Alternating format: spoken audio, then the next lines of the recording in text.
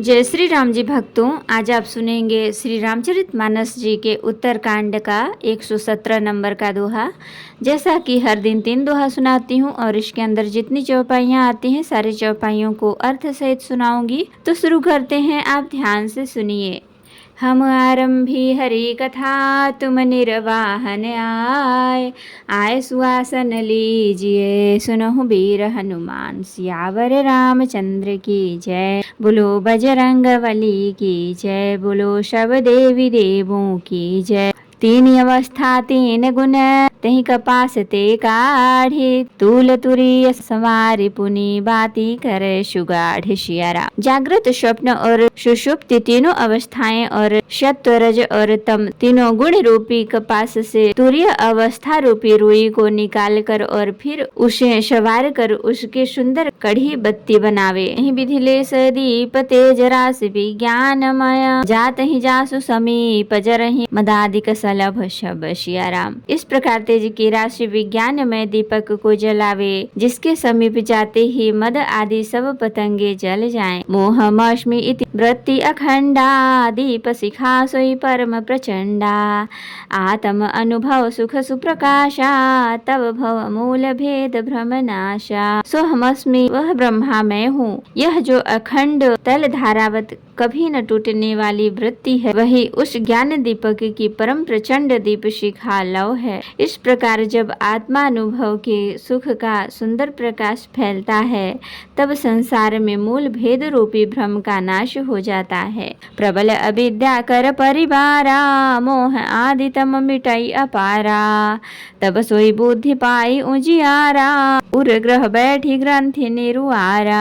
और महान बलवती अविद्या के परिवार मोह आदि का अपार अंधकार मिट जाता है तब वही ज्ञान रूपिणी बुद्धि आत्मानुभव रूप प्रकाश को पाकर हृदय रूपी घर में बैठकर उस जड़ चेतन की गांठ को खोलती है। छोरन ग्रंथि पाव जो सोई तब यह जीव कृतार्थ होई छोरत ग्रंथि जानि खगराया विघ्न अनेक करम तब माया। यदि वह विज्ञान रूपिणी बुद्धि उस गांठ को खोलने पावे तब वह जीव कृतार्थ हो, परंतु हे पक्षीराज गरुड़ जी गांठ खोलते हुए जानकर माया की फिर अनेकों विघ्न करती हैं। रिद्धि सिद्धि प्रेरई बहु भाई बुद्धि लोभ दिखा वही जाई कल बल छल कर जाहि समीपा अंचल बात बुझा वही दीपा। हे भाई, वह बहुत सी ऋतु सिद्धियों को भेजती है जो आकर बुद्धि को लोभ दिखाती है और वे रिद्धि सिद्धियां फल कला कल और छल करके समीप जाती हैं और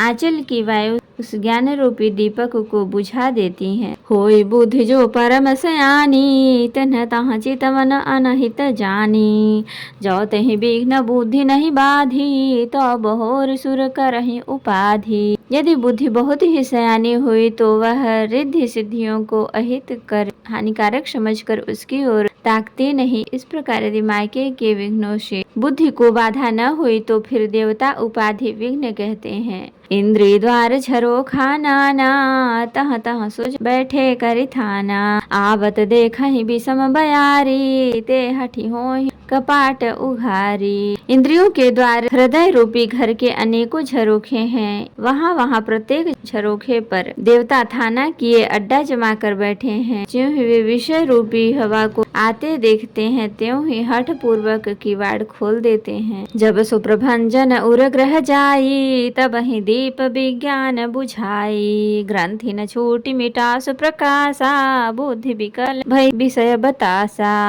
ज्यों ही वह तेज हृदय रूपी घर में जाती है त्यों ही वह विज्ञान रूपी दीपक बुझ जाता है। गांठ भी नहीं छूटी और वह आत्मानुस्वरूप प्रकाश भी मिट गया। विषय रूपी हवा से बुद्धि व्याकुल हो गई, सारा किया कराया चौपट हो गया। इंद्र सुरन ज्ञान सुहाई विषय भोग पर प्रीति सदाई विषय समीर बुद्धि कृत भोरी तहि विधि दीप को बार बहोरी। इंद्रियों और उनके देवताओं को ज्ञान स्वाभाविक ही नहीं सुहाता क्योंकि उनकी विषय भोगों में सदा ही प्रीति रहती है और बुद्धि को भी विषय रूपी हवा में भी बावली बना दिया। तब फिर दोबारा उस ज्ञान दीपक को उसी प्रकार से कौन जलावे। तब फिर जीव विविध विधि पावै संसृति क्लेश, हरि माया अति दुस्तर तरि न जाय विहंगेश। सिया राम। इस प्रकार ज्ञान दीपक के बुझ जाने पर तब फिर जीव अनेकों प्रकार से संस्कृति जन्म मरण आदि के क्लेश पाता है। हे पक्षीराज, हरि की माया अत्यंत दुस्तर है, वह सहज ही में तरी नहीं जा सकती।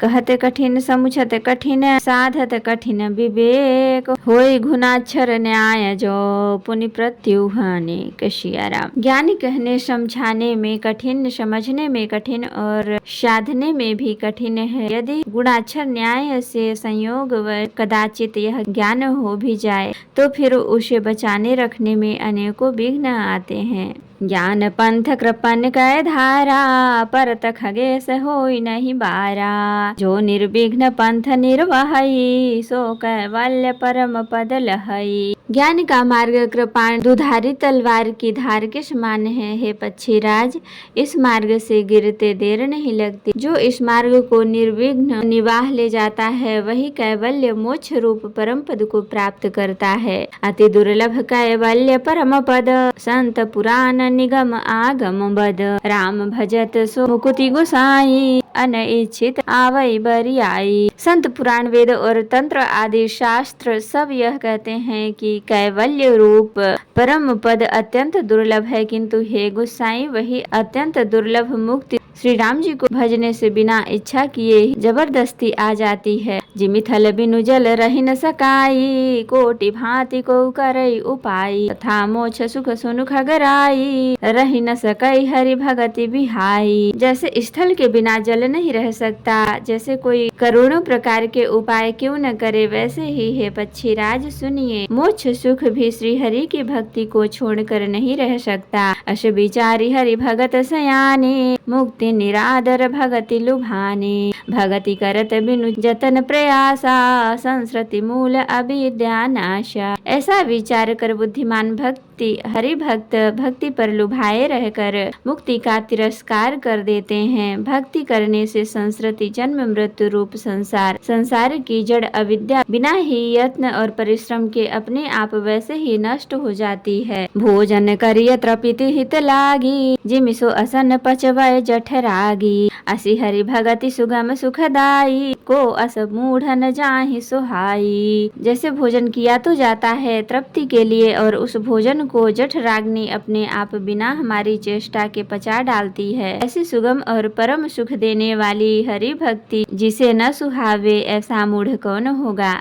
सेवक सेव भाव बिनु भवन तरिय उरगारी, भजहु राम पद पंकज अस सिद्धांत विचार। सिया राम। हे सर्पों के शत्रु गरुण जी, मैं सेवक हूँ और भगवान मेरे सेव्य स्वामी हैं। इस भाव के बिना संसार रूपी समुद्र से तरना नहीं हो सकता। ऐसा सिद्धांत विचार कर श्री रामचंद्र जी के चरण कमलों का भजन कीजिए। जो चेतन कह जड़ करई, जड़ ही करई चैतन्य, अस समर्थ रघुनायक कहीं, भजहि जीवते धन्य। सिया राम। जो चेतन को जड़ कर देता है और जड़ को चेतन कर देता है, ऐसे समर्थ श्री रघुनाथ जी को जो जीव भजते हैं वे धन्य हैं। तो भक्तों, आज के लिए इतना ही।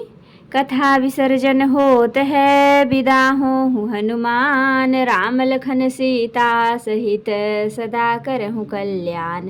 कहूँ दंडवत प्रभु सन, तुम ही कहूँ कर जोरी, बार बार रघुनाथ कहीं सुरत करायहु मोर। नाथ एक वर मांगेहूँ, सोई कृपा कर देहूँ, जन्म जन्म प्रभु पद कमल, कबहु घटै जनिने। सियावर रामचंद्र की जय। बोलो बजरंगबली की जय। बोलो सब देवी देवों की जय। तो भक्तों, अगर वीडियो पसंद आई हो तो लाइक करें, शेयर करें, कमेंट करें और सब्सक्राइब भी कर लें, ताकि मेरी हर वीडियो आपको आसानी से मिल सके।